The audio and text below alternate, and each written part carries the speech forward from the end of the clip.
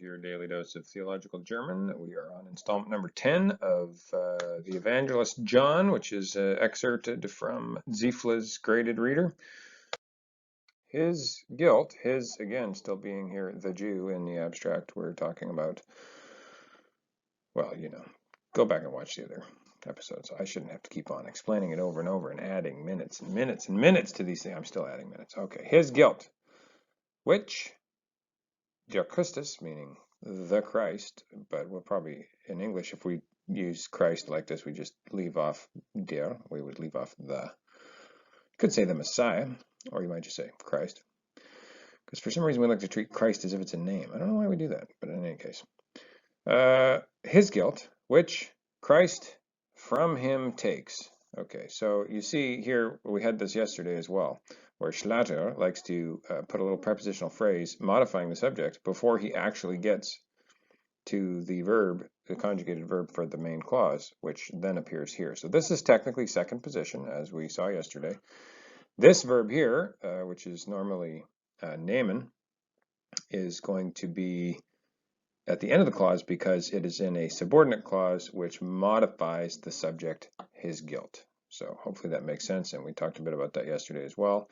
Just take a little time to review it again here. So let's just continue translating though. So his guilt, which Christ takes from him, is that, or is, I mean, you could even, if you're being wooden here, you could say is the, and then you just have to go is the what, and so you say, oh well, it's the guilt. His guilt, which Christ takes from him, is the guilt. You can just resupply that subject. Is the guilt which originates or arises from or is produced by or over all everything in human life. So there's a couple things to talk about, and then I will do a new translation that's hopefully a lot smoother than that kind of bumbling thing we just went through. But you saw what all the words were anyways, and how it all kind of basically fits together. First thing, here we have some relative pronouns, this one and this one. And of course, relative pronouns in German look exactly like definite articles, but you can usually tell that that's what they are because something like this will happen. You've got what looks like two definite articles back to back, which usually means something is up, and here you have followed immediately by a preposition. Usually means something is up.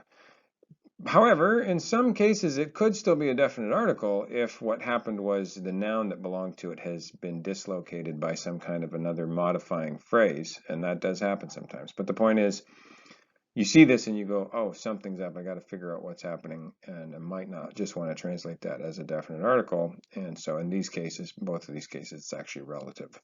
Pronoun in English is going to be your best option. So you want to just kind of be paying attention to that. The other thing I'll just point out is that this verb here is actually the verb nehmen, and this is how it's written in the infinitive, which is what you would have to look up in the dictionary. I'm sorry if that writing is hard to look at. But, so yeah, just remember to pay attention. In German, very often you'll have verbs that are irregular. Especially, I find the more common the verb, the more likely it is that it will be irregular for some reason. But in any case, this verb has a vowel shift in addition to a morphological change on the end. And so you do have to kind of sometimes just contend with the fact that things happen and you don't know why, and you have to go hunting things down. But this is a pretty common word. I would expect most people just would learn this pretty early on and just know it, but in any case. So yeah, those are the two kind of main things to pay attention to. The only other thing to talk about, as I already mentioned, is stuff to do with the word order. So in this sentence, your main verb, your conjugated verb, I should say, is this here, which is technically in second position.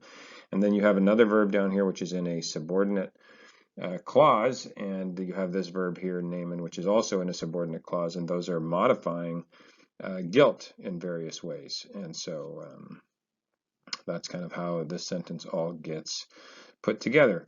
Finally, I do want to do a little bit of lexical work because we're trying to get a good translation for this word down here, which in its lexical form is entstehen.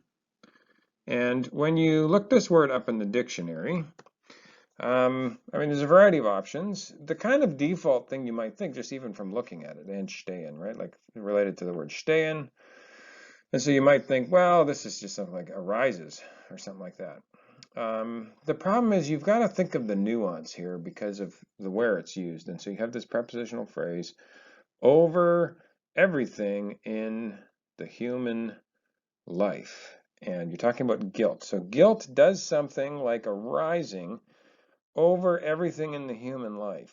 And so actually, to be honest with you, I think what I would like to do here, you have to hear the sense of coming into being, or developing or something like that. I think I would actually even be happy to translate this as exist, because it's just talking about something that is a state of reality concerning the all human life, everything in human life. And so it's talking about the guilt of the Jews being the same guilt that is the guilt that comes from everything in human life in which they participate. And so let's just go ahead and translate this finally and try to make it smooth and put all that in context. So his guilt, which Christ takes from him, is the guilt, that same guilt, which exists across all of human life. Something like that would probably be a good translation. As always, I hope you found that helpful, and tune in tomorrow. We'll have a bit more of Schlatter. I think we've got maybe 2 or 3 more episodes on him, and then we'll be moving on to some other stuff. So I hope you're enjoying these. Please share them with all of your German theological friends, and we'll see you next time.